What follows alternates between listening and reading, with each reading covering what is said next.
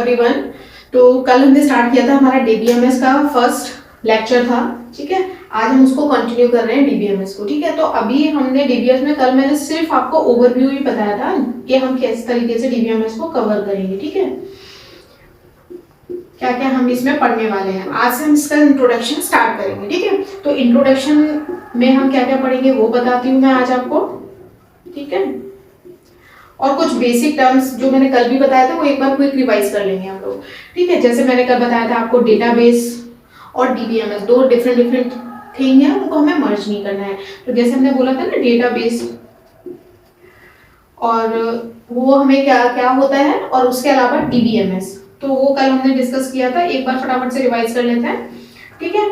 जैसे मैंने बताया था कि डीबीएमएस क्या होता है, डेटाबेस क्या होता है, कलेक्शन ऑफ रिकॉर्ड्स होता है, फाइल सिस्टम की तरह वर्क करता है, ठीक है। कलेक्शन ऑफ डेटा, ये सारी चीजें हमने कल डिस्कस की थी डेटाबेस के बारे में। डेटाबेस की नीड क्यों होती है, किसी भी ऑर्गेनाइजेशन में अपना जो डेटा होता है, उसका अपना स्पेसिफिक जो डेटा होता है उसको मेंटेन करना होता है। उसको वो एक डेटाबेस के फॉर्म में स्टोर तो कर लेते हैं, लेकिन उसको मैनेज कैसे करना है, हाउ टू बी मैनेज। तो डेटाबेस को मैनेज करने के लिए नीड हुई उनको डीबीएमएस की, ठीक है। जिसका नाम से ही हमें क्लियर होता है कि डेटाबेस मैनेजमेंट सिस्टम, कि हमें चीजों को मैनेज करना है, ठीक है। अब जब मैं इसकी बात कर रही हूँ डीबीएमएस की, तो इसमें मैनेजमेंट में सारी चीजें आ जाएंगी कि डेटा के साथ कैसे कैसे ऑपरेशन परफॉर्म करने हैं। ऑपरेशन जो हम परफॉर्म करते हैं ना डेटा के ऊपर, जो डेटाबेस के अंदर डेटा होगा उसके ऊपर क्या क्या ऑपरेशन परफॉर्म करने हैं, कौन कौन सी कॉन्स्टेंट यूज करनी है, किस तरीके से उसको करना है, ये सारी चीजें हम इसमें स्टडी करेंगे, ठीक है। तो अभी आज हम क्या करने वाले हैं वो मैं आपको बता देती हूँ। आज हम इंट्रोडक्शन का पार्ट करेंगे पूरा फुल कंप्लीट, उसमें क्या क्या है वो मैं आपको बता देती हूँ। डेटाबेस और डीबीएमएस क्लियर हो गया आपको। तो अब इसके अंदर मैं आपको बताती हूँ कि एडवांटेज बोल सकते हो या फीचर्स बोल सकते हो डेटाबेस में, डीबीएमएस में क्या क्या हो सकता है। जैसे कि हैंडल कौन करता है इन सबको, बताया था ना, डीबीए, डेटाबेस एडमिनिस्ट्रेटर,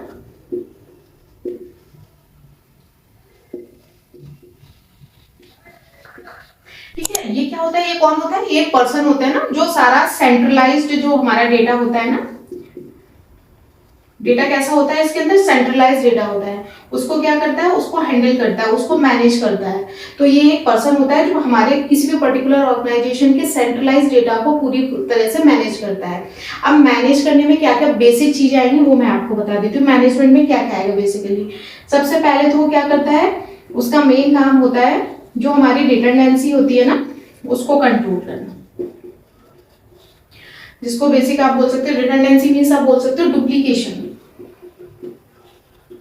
जो डेटाबेस में डुप्लीकेट रिकॉर्ड है, डुप्लीकेट एंट्रीज हैं, वो ना हो। यानी कि टाइम टू टाइम वो क्या करता है, उसको चेक करता है कि इसमें किसी भी तरीके की रिडंडेंसी तो नहीं है, अगर है तो उसको करेक्ट करना है, यानी कि डुप्लीकेट एंट्रीज नहीं होनी चाहिए, ठीक है। अब रिडंडेंसी को रिमूव कैसे करता है वो हम आगे पढ़ेंगे। तो उसके लिए टेक्निक होती है नॉर्मलाइजेशन, जिसको आगे के लेक्चर में हम कंप्लीट करेंगे। नॉर्मलाइजेशन टेक्निक के थ्रू क्या करता है वो, नॉर्मलाइजेशन टेक्निक के थ्रू उसको रिडंडेंसी को मेंटेन करता है, मैनेज करता है वो। तो सबसे पहले तो वो रिडंडेंसी को मैनेज करेगा। सेकंड इंपॉर्टेंट थिंग होती है सिक्योरिटी, क्योंकि ऑफ कोर्स किसी भी ऑर्गेनाइजेशन का डेटा है, सेंसिटिव डेटा है, तो उसको सिक्योर रखना भी उतना ही इम्पोर्टेंट है। जिसका आपने कई जगह वर्ड होता है, जैसे अनऑथराइज्ड जो एक्सेस होता है ना, उसके ऊपर कंट्रोल किया जाए। मतलब कोई भी सेंसिटिव डेटा ऐसे ही कोई भी एक्सेस ना कर पाए। जैसे सपोज दैट मैं आपको एग्जांपल देती हूँ, जैसे कि यूनिवर्सिटी का भी डेटा है, तो सबको कितना एक्सेस देना है ये डिसाइड किया जाता है। ओवरऑल सर्वर को कोई भी एक्सेस नहीं करता। जैसे आप एक स्टूडेंट हो तो आपकी अपनी स्टूडेंट आईडी है, तो जब आप लॉगिन करते हो उस आईडी के थ्रू अपने उस यूनिवर्सिटी के पोर्टल पे, तो आपको क्या दिखता है, जो स्टूडेंट को दिखाना है जो डेटा, आपके रिलेवेंट जो डेटा होता है स्टूडेंट का जो डेटा है, आपको सिर्फ वही शो होगा।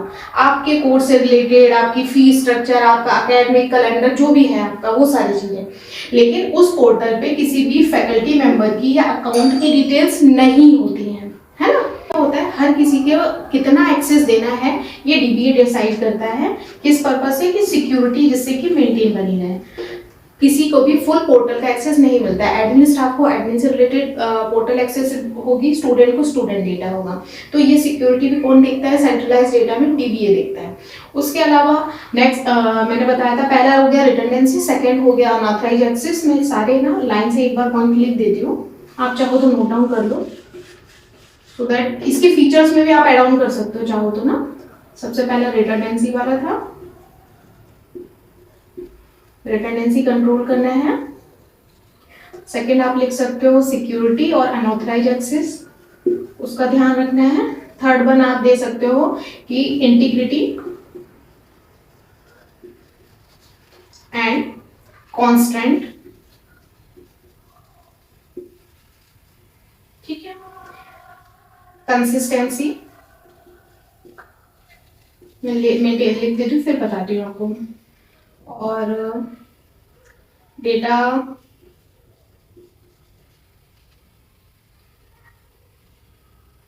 एक्सेस, ठीक है। अब इसके अंदर हम देखते हैं कि इंटीग्रिटी का पता है ना, इंटीग्रिटी मीन्स क्या होता है? इंटीग्रिटी को सिंपलेस्ट उसमें बोल सकते हैं हम करेक्टनेस, कि डेटाबेस जो है हमारा,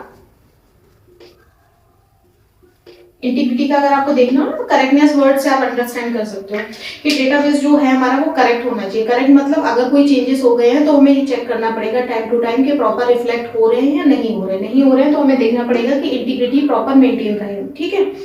कांस्टेंट का मतलब होता है सेट ऑफ रूल्स, है ना, कि क्या हम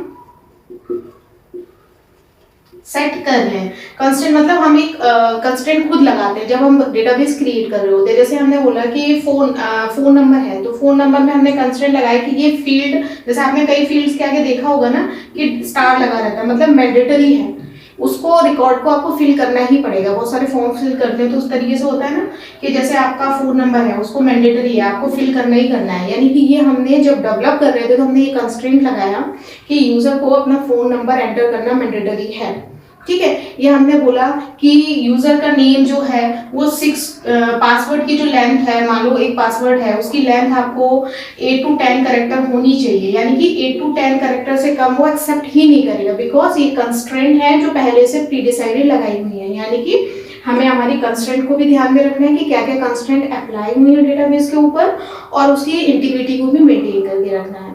तो ये सब कैसे पता चलता है? टाइम टू टाइम डेटाबेस को चेक करके हमें पता चलता है कि ये प्रॉपर वर्क कर रहे हैं या नहीं, ठीक है। अब कंसिस्टेंसी का मतलब जब इंटीग्रिटी अचीव होगी तो ऑफ कोर्स डेटाबेस जो होगा हमारा वो कंसिस्टेंट स्टेट में होगा, ठीक है। कंसिस्टेंट मतलब क्लियर, मतलब करेक्ट होना चाहिए। तो जब इंटीग्रिटी मेंटेन होगी, एक कोरिलेटेड ही टर्म है, जब इंटीग्रिटी प्रॉपर मेंटेन होगी तो डेटाबेस कंसिस्टेंट ही स्टेट में रहेगा। यानी कि अगर कुछ रिफ्लेक्शन हो रहा है तो वो एक पूरे डेटाबेस में रिफ्लेक्ट करेगा। एक टेबल में कुछ रिफ्लेक्शन हो रहा है दूसरी में नहीं हो रहा है तो डेटा इनकंसिस्टेंट स्टेट में जाता है। कंसिस्टेंसी का मतलब एक टेबल में चेंज हुआ तो उसका रिफ्लेक्शन दूसरी टेबल में ऑटोमेटिकली हो जाए, ठीक है। और डेटा का एक्सेस, जैसे मैंने बताया था कि हर किसी यूजर को हमें परमिशंस दी हुई होती है कि कौन सा यूजर कितना डेटा एक्सेस करेगा, ठीक है। डेटा एक्सेस इसको परमिशन भी बोल सकते हैं। डेटा की परमिशन हमने दी है पर्टिकुलर यूजर्स को, एक जितना उसे नीड है उतनी ही परमिशंस हमने दी हुई है। उसको ओवरऑल सिस्टम का मतलब किसी भी ऑर्गेनाइजेशन का डेटा नहीं दे दिया हैंडल करने के लिए, ठीक है। जैसे कि फैकल्टीज है, उनकी सैलरी का स्ट्रक्चर है, जो भी उनका पेमेंट का है वो सारा स्टूडेंट को शेयर थोड़ा ना करेंगे, उसका उससे कोई रोल नहीं है उसमें। तो ये सारा कि किसको कितना एक्सेस देना है ये भी डीबीए के कंट्रोल में आता है। तो ये सारी चीजें आपको समझ आ रही कि ये सारी चीजें जो होगी ये डीबीएमएस के आप उसमें भी बता सकते हो फीचर्स में भी, और ये सारी चीजें हैंडल होती हैं डीबीए के द्वारा, ठीक है। ये देख लो एक बार। उसके बाद में आपको बताती हूँ ग्राफिकली मैं ड्रॉ करती हूँ आर्किटेक्चर। आर्किटेक्चर तो नहीं पर आप उसको बोल सकते हो डेटाबेस सिस्टम का एनवायरनमेंट होता कैसा है। ग्राफिकली कई बार ड्रॉ करने के लिए भी आ जाता है अगर थ्योरेटिकल पेपर है तो अब सोचो सबसे पहले क्या होता है डेटाबेस होता है, जैसे मान लो मैंने ये एक बनाया है डेटाबेस, ठीक है, एक हो गया ये हमारा डेटाबेस, ठीक है। अब जो भी इंफॉर्मेशन इसमें स्टोर होगी वो स्टोर होगी, ठीक है। इसमें सारी हमारी जो है ना, जो स्टोर्ड इंफॉर्मेशन है इसके अंदर, सपोज या डेटा बोल सकते हैं, है ना, सारा डेटा इसके अंदर स्टोर्ड है। अब डेटाबेस हो गया, हमने क्रिएट कर दिया, बन गया। अब इसके साथ में इंटरेक्शन कैसे होगा यूजर का, तो मैंने बताया था ना आपको कि डीबीएमएस अपने आप में एक सॉफ्टवेयर प्रोग्राम है, लेकिन अब जो आप सॉफ्टवेयर यूज कर रहे होगे उसकी अपनी स्ट्रक्चर होगा। जैसे एसक्यूएल की बात की थी, तो हम एसक्यूएल में कैसे लिखते हैं, क्वेरी लिखते हैं, है ना, तो वो क्वेरी के थ्रू आप इंटरेक्ट करते हो डेटाबेस के साथ में। ओके, अब सबसे पहले मान लो कोई भी यूजर है, तो सबसे पहले क्या होगा, यूजर कोई प्रोग्राम करेगा, ठीक है। यूजर प्रोग्रामर है जैसे मान लो, ठीक है, वो क्या करेगा, सबसे पहले वो कुछ ना कुछ क्वेरी लिखेगा ही, ठीक है। अब वो क्या करेगा, अब आप प्रोग्राम वर्ड भी यूज कर सकते हो, क्वेरी भी, ठीक है। उसने कुछ एप्लीकेशन प्रोग्राम किया, कुछ प्रोग्राम लिखा उसने, या फिर जैसे एसक्यूएल यूज कर रहा है तो उसने कोई क्वेरी लिखी, तो फिर क्या होगा, वो क्या करेगा, क्वेरी लिखी किसके लिए, तो वो डेटाबेस को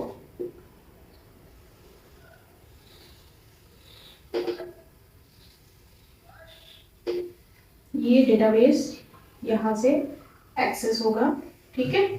तो ये किस तरीके से एक्सेस होगा, इसमें जो है सॉफ्टवेयर जो है वो क्या प्रोसेस करेगा, जो भी सॉफ्टवेयर हम यूज करेंगे वो प्रोसेस करेगा आपकी क्वेरी को जो आपने लिखी हुई है।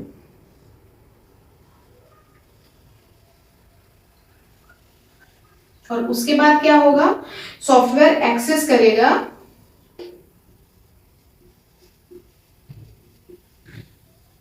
स्टोर डेटा, जो भी डेटाबेस में स्टोर है, ठीक है, स्टोर डेटा को। अब पहले आप इसको समझो, फिर मैं बताती हूँ। ये ना एरो आप सीधा यहाँ पे भी लगा सकते हो कि ये यहाँ से एक्सेस हो रहा है, ठीक है।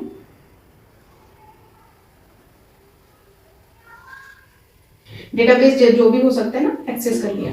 अब ये कौन सा एरिया है जो यहाँ पे कवर हो रहा है, ये हमारा क्या है, डीबीएमएस लिख सकते हैं। ये सारा काम किसके अंदर होगा, डीबीएमएस सॉफ्टवेयर के अंदर। और ये वाला पोर्शन किस में जाएगा, हमारे डेटाबेस के अंदर, ठीक है। ये डेटाबेस सिस्टम है हमारा, यानी कि यहाँ पे क्वेरीज वगैरह हम सब कुछ लिखेंगे। अब इंटरेक्शन कैसे होगा, ये देखो, यूजर ने कोई भी यूजर प्रोग्रामर है, कोई भी एक बंदा है जिसने कोई क्वेरी लिखी, क्योंकि उसे डेटाबेस से डेटा लेना है या डेटा एक्सेस करना है, तो वो कोई क्वेरी लिखेगा। अब जब वो क्वेरी लिखेगा तो ऑफकोर्स कोई ना कोई सॉफ्टवेयर यूज कर रहा होगा जिसकी लैंग्वेज में वो क्वेरी लिखेगा। सपोज दैट मैंने एसक्यूएल यूज कर रही हूँ, तो मैंने एसक्यूएल के फॉर्म में क्वेरी को लिखा, ठीक है। उसको आप प्रोग्राम वर्ड भी कई जगह मिलेगा, क्वेरी भी, आप चाहो दोनों में से कुछ भी यूज कर सकते हो। उसके बाद जब आपने क्वेरी लिख दी तो इमीडिएट तो आंसर आएगा नहीं, क्वेरी क्या होगी, क्वेरी ऑफ कोर्स प्रोसेस होगी। वो क्वेरी नीचे आई और वो क्वेरी को सॉफ्टवेयर ने क्या किया, प्रोसेस किया। इसका मतलब क्या है, मतलब क्या यूजर चाहता क्या है, वो सॉफ्टवेयर की क्वेरी, सॉफ्टवेयर ने उस क्वेरी को प्रोसेस किया। और जो क्वेरी है, सपोज डेटा इंसर्शन की क्वेरी है, तो वो क्या करेगा, डेटा को इंसर्ट करेगा। मान लो डेटा फैच करने के लिए क्वेरी है, तो डेटाबेस से डेटा फैच होगा, तो ये इसलिए ये एरो जो है ना, ये वाई डायरेक्शनल लगाए हैं डेटाबेस, यानी कि डेटाबेस से डेटा फैच भी हो सकता है। और अगर क्वेरी इंसर्शन की लिखी है उसने, तो डेटाबेस में इंसर्ट भी होगा। अगर अपडेट की होगी तो भी डेटाबेस में चेंज भी होगा। तो इसमें क्या कर सकते हैं हम, इस तरीके से ये एग्जीक्यूट होगा। तो इसको आप क्या बोल सकते हो, इसको आप आर्किटेक्चर तो नहीं बोलोगे, वो तो हम 2 टायर 3 टायर आगे पढ़ेंगे। इसको आप इन्वायरमेंट बोल सकते हो। जैसे बोल सकते हैं इन्वायरमेंट कैसा होता है जहाँ पे डेटा डीबीएमएस वर्क करता है, ठीक है। तो ये इन्वायरमेंट ऑफ डेटाबेस सिस्टम आप इसको बोल सकते हो।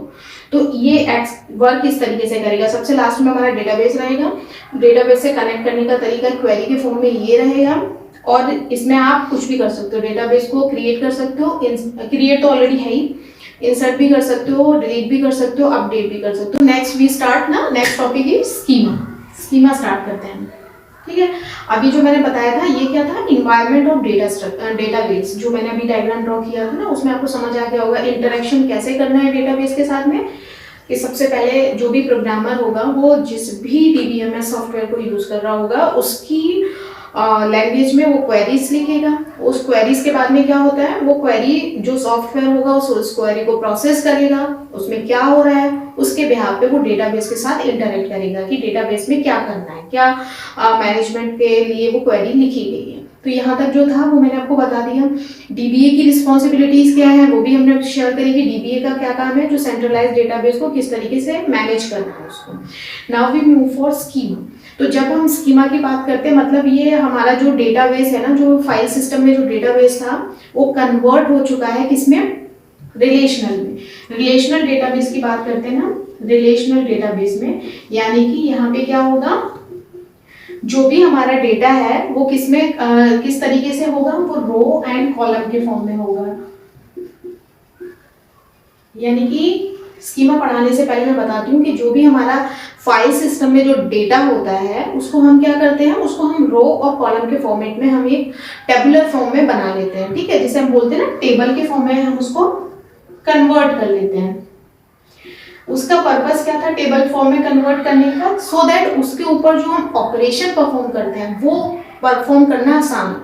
अब सपोज दैट अगर फाइल सिस्टम में सारा कुछ हुआ, फाइल के फॉर्मेट में सब कुछ हुआ, तो उसमें आप एक वर्ड को फाइंड करना है और वो उसके बाद उसको मैनेज करना थोड़ा सा टाइम टेकिंग है। तो हम क्या करते हैं, जो भी हमारे पास डेटाबेस में डेटा है उसको हम कन्वर्ट करते हैं पहले टेबल के फॉर्मेट में, यानी कि रो और कॉलम के फॉर्मेट में। तो उसके बाद क्या होता है, जिस पर्टिकुलर रो में या जिस पर्टिकुलर कॉलम में हमें चेंजेस की या जिस भी ऑपरेशन को परफॉर्म करने की नीड है तो वो परफॉर्म करना आसान हो जाता है, क्वेरी लिखना आसान हो जाता है, क्योंकि हमें उसके बारे में इंफॉर्मेशन है कि हमें चेंज कहाँ करना है, एग्जैक्ट पॉइंट पे हमें पता है चेंजेस करना है।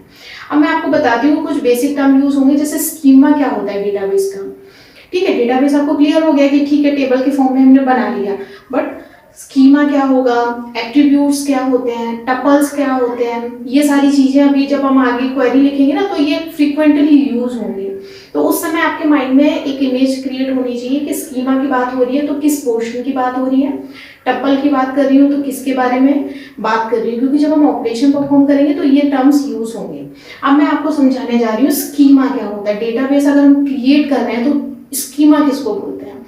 अब हमारे पास कुछ भी नहीं है, फर्स्ट टाइम हमारे पास डेटा सपोज डेटाबेस में है और अब हम उसका टेबल फॉर्मेट क्रिएट करने जा रहे हैं, ठीक है। तो कैसे करेंगे, सपोज दैट मैं स्टूडेंट के बनाते हैं हम एक, ठीक है। तो सबसे पहले हमें क्या करना पड़ेगा, हम एक टेबल क्रिएट करते हैं सपोज, है ना। मेरी ड्राइंग थोड़ी गड़बड़ है तो वो लोग आप थोड़ा समझने की कोशिश करना, ठीक है। टेबल बनाई हमने, तो स्कीमा में हम क्या करते हैं, जैसे कि जो भी हम एट्रीब्यूट ले रहे हैं, जो भी जैसे स्टूडेंट का बना रहे हैं तो स्टूडेंट नाम की हम एक टेबल बना रहे हैं। अभी हम उसमें फैकल्टी या एडमिन सबके अलग अलग बनेंगे, मैं एक टेबल से आपको बता रही हूँ। जैसे मैंने एक स्टूडेंट नाम की टेबल बनाई, ठीक है, ये स्टूडेंट नाम की टेबल है। इसमें हमें जो जो फील्ड्स रखनी है वो हम रख सकते हैं अपने हिसाब से। जैसे कि मान लो मैं स्टूडेंट की आईडी रखना चाहती हूँ, ठीक है, मैं स्टूडेंट का नेम रखना चाहती हूँ, एस नेम हो गया, ठीक है, मैं स्टूडेंट के कोर्स की इंफॉर्मेशन रखना चाहती हूँ, उसके बाद उसकी कॉन्टैक्ट इंफॉर्मेशन, ठीक है, और भी नंबर ऑफ फील्ड्स आप अपने हिसाब से ऐड ऑन कर सकते हैं, जो भी उस डेटाबेस में नीड है हमें वो फील्ड्स हमने ऐड कर ली।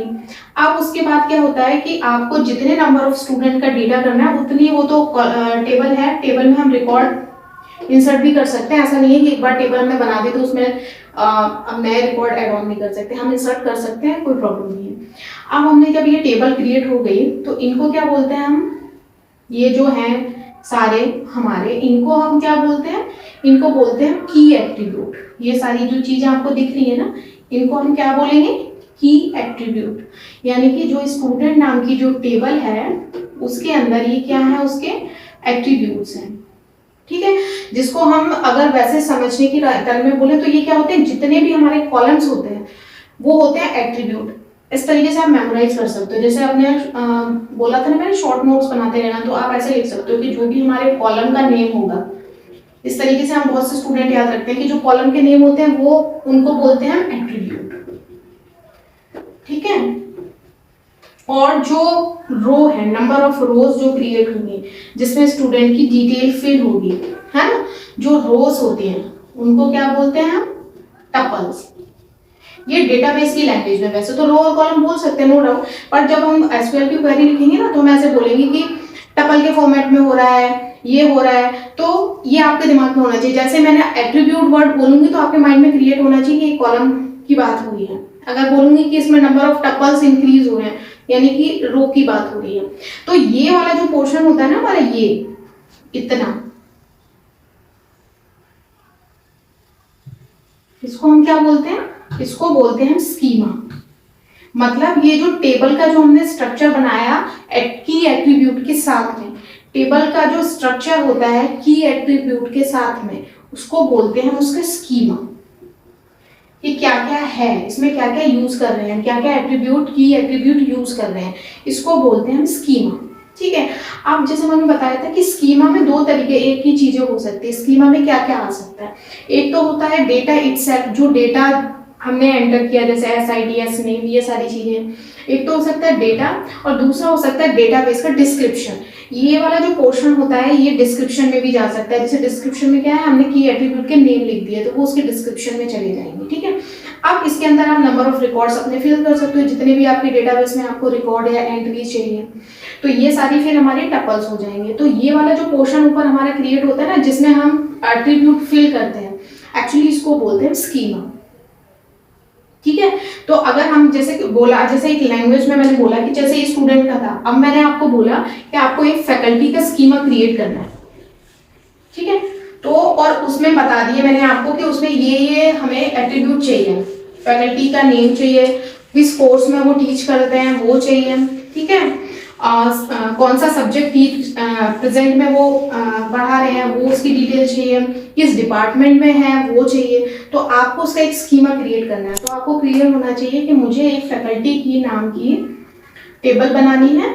ठीक है, जिसके की एट्रीब्यूट आपको दिए गए हैं, आपको वो सारे रखना है कि फैकल्टी की एक आईडी होगी, ऑफ कोर्स उनका अपना एक आईडी होगी, उसके बाद उनका नेम होगा। ठीक है, किस डिपार्टमेंट से बिलोंग करते हैं वो होगा। ठीक है, कौन सा सब्जेक्ट वो टीच कर रहे हैं वो होगा, और भी जो भी डिटेल चाहिए होंगे वो होगी। ठीक है, अब उस डिपार्टमेंट में जितने भी फैकल्टी मेंबर्स हैं वो सभी का डेटा हम इसके अंदर स्टोर कर सकते हैं। अब ये वाला जो पोर्शन है इनको हम क्या बोलेंगे, ये सारा हो गया हमारा स्कीमा। ठीक है, ये हो गए हमारे एट्रीब्यूट्स, और ये बन गया हमारा फैकल्टी नाम का एक टेबल। ठीक है, अब क्या होता है, जैसे हम बोलते हैं ना डेटाबेस के अंदर टेबल आती है। ठीक है, तो ये जो डेटाबेस होगा ना, डेटाबेस का नाम कुछ और होगा। जैसे डेटाबेस का नाम हमने लिख दिया, जैसे हम ये किसी भी यूनिवर्सिटी का, जैसे UGC की बात करते हैं तो UGC के नाम का डेटाबेस बनाया, और ये डेटाबेस अपने अंदर कंटेन करता है टेबल को। एक डेटाबेस में कितनी भी टेबल हो सकती है। ठीक है, जैसे कि मान लो किसी भी ऑर्गेनाइजेशन का, किसी भी प्राइवेट ऑर्गेनाइजेशन का, जैसे मान लो TCS का डेटाबेस है, तो TCS का जो एक डेटाबेस होगा, तो डेटाबेस का नाम जैसे TCS हो गया, उसके अंदर फिर अलग अलग डिपार्टमेंट के हिसाब से टेबल क्रिएट होती है। ठीक है, जैसे कि जो भी एम्प्लॉई है उनकी अलग टेबल है, जो एडमिन स्टाफ है उनकी अलग है, जो प्रोजेक्ट मैनेजर्स है, प्रोजेक्ट के टीम लीडर्स हैं उनकी अलग है। बाद में क्या होता है कि उनको इंटरकनेक्ट करके, कई बार क्या होता है डेटा हमें इस तरीके से फैच करना होता है कि कुछ डेटा एक टेबल में होता है और कुछ डेटा दूसरे टेबल में होता है। जैसे कि अब इस टेबल की मैं बात करूं, इस टेबल में क्या है, फैकल्टी का नाम है, डिपार्टमेंट है। अब मैं देखना चाह रही हूँ कि पर्टिकुलर किसी भी फैकल्टी मेंबर जिसकी ID 111 है, जिनका नाम XYZ है, और जो CSE डिपार्टमेंट में है, उनकी करंट जो सैलरी है, सैलरी का स्ट्रक्चर मैं देखना चाहती हूँ, या करंट उनका जो PF अकाउंट है वो मैं चेक करना चाहती हूँ। लेकिन इस टेबल में तो किसी भी तरह का अकाउंट की डिटेल है ही नहीं, तो एक अलग सेपरेट टेबल इस डेटाबेस में कहीं बनी होगी किसी भी नाम से, अकाउंट नाम से या जिस भी नाम से, जिसमें क्या होगा, फैकल्टी ID यही होगा, फैकल्टी का नेम यही होगा, डिपार्टमेंट यही होगा, और सैलरी उस टेबल में मेंशन होगी। अब मुझे कैसा रिकॉर्ड चाहिए, नाम, ID, डिपार्टमेंट, सैलरी। अब मतलब मुझे 3 फील्ड इससे चाहिए, 2 फील्ड उससे चाहिए। अब कैसे एक्सेस होंगी, तो जब हम क्वेरी लिखेंगे किसी भी DBMS लैंग्वेज में, ठीक है, तो हमें क्या करना पड़ेगा, 2 टेबल से डेटा फैच हो रहा है, तो इसीलिए यहां से फिर हमें जब नीड हुई कि 2 टेबल से डेटा कैसे एक क्वेरी में फैच होगा, then we need the concept of keys, कि ये हमारी प्राइमरी की है जिसको हम उस टेबल में एज ए फॉरेन की यूज करेंगे, क्योंकि जब ये प्रॉब्लम आई तब उसका सॉल्यूशन समझ में आया कि ये प्रॉब्लम है, तो अब क्या हुआ, हमने एक सॉल्यूशन इंट्रोड्यूस किया कि भाई कीज होना चाहिए, सो दैट कीज के थ्रू हेल्प से क्या कर सकते हैं, हम मल्टीपल टेबल्स से साइमल्टेनियसली डेटा एक्सेस कर सकते हैं। मतलब अगर मुझे कुछ ऐसा डेटा चाहिए जिसकी कुछ कुछ फील्ड्स डिफरेंट टेबल से एक्सेस करनी हो, तो वहां पे हम कीज का कॉन्सेप्ट यूज करके इस चीज को अचीव कर सकते हैं। अब जब प्रॉब्लम आती है तभी सॉल्यूशन आता है। जब हमने डेटाबेस बनाया तो जब उसमें कई रिकॉर्ड डुप्लीकेट होने लगे तो हमें लगा कि हाँ यार रिडंडेंसी की प्रॉब्लम आ रही है, so we remove the redundancy. कैसे? तब इंट्रोड्यूस हुआ कॉन्सेप्ट ऑफ नॉर्मलाइजेशन। तो ये मैंने अभी आपको स्कीमा समझाने का पर्पस ये था कि जब हम कोई भी टेबल डिजाइन करते हैं तो उसका जो स्ट्रक्चर क्रिएट होता है उसको बोलते हैं उसका स्कीमा।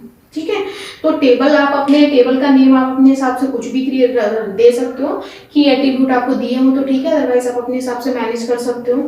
ठीक है, तो स्कीमा का मतलब सिर्फ ये होता है कि स्ट्रक्चर क्रिएट करना। अभी इसकी बात नहीं हो रही, डेटा हम क्या फिल करेंगे उसकी बात नहीं हो रही, वो आप कुछ भी कर सकते हो जो आपको दिया जाएगा प्रॉपर, कि इस डेटा का डेटाबेस मैनेज करना है। स्कीमा क्लियर हो गया आपको?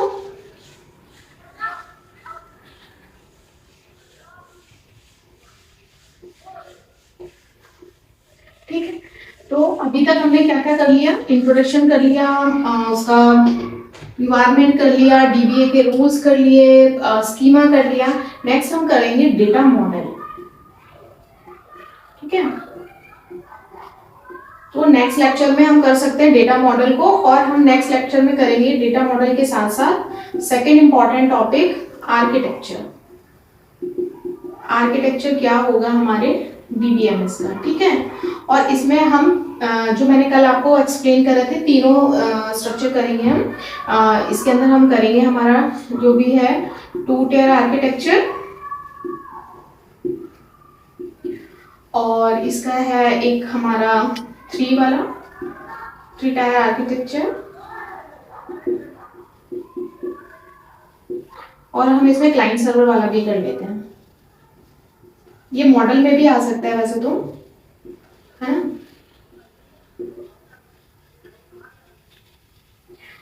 और डेटा मॉडल में भी हम तीनों डेटा मॉडल करेंगे जो हमने करा था। हमने क्या कौन कौन से डेटा मॉडल किए थे? एक होता है हमारा कॉन्सेप्चुअल डेटा मॉडल, सेकंड हमारा है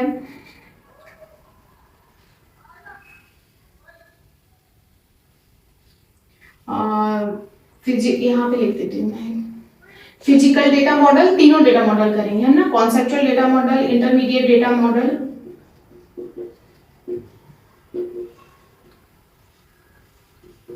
और फिजिकल। 3 टाइप के डेटा मॉडल करने हैं हमें, फिजिकल डेटा मॉडल। तो ये अब हमें 3 चीजें करनी है, डेटा मॉडल के तीनों टाइप और आर्किटेक्चर ऑफ डीबीएमएस के तीनों टाइप। ये दोनों टॉपिक हम नेक्स्ट लेक्चर में कवर करेंगे। और अभी तक जो हमारा हो गया उसको आप एक बार रिवाइज कर लीजिएगा सारा। अभी तक तो थ्योरेटिकल चल रहा है, लेकिन हाँ ये दोनों टॉपिक जब कंप्लीट हो जाएंगे उसके बाद हमारा थोड़ा सा न्यूमेरिकल पोर्शन स्टार्ट होगा, नॉर्मलाइजेशन में भी, कीज में भी, और उसके आगे जो भी हम कैलकुलस पढ़ेंगे और रिलेशनल अलजेब्रा पढ़ेंगे वो पूरा हमारा थोड़ा सा मैथमेटिकल पोर्शन है। और ये जो कल हमारा होगा नेक्स्ट लेक्चर, ये थोड़ा सा थ्योरेटिकल पार्ट है, इसको हमें थोड़ा सा ध्यान से समझना पड़ेगा डेटा मॉडल को, कि कैसे वर्क करते हैं डेटा मॉडल्स। ठीक है, तो आई होप यहाँ तक क्लियर हो गया होगा। So thank you so much.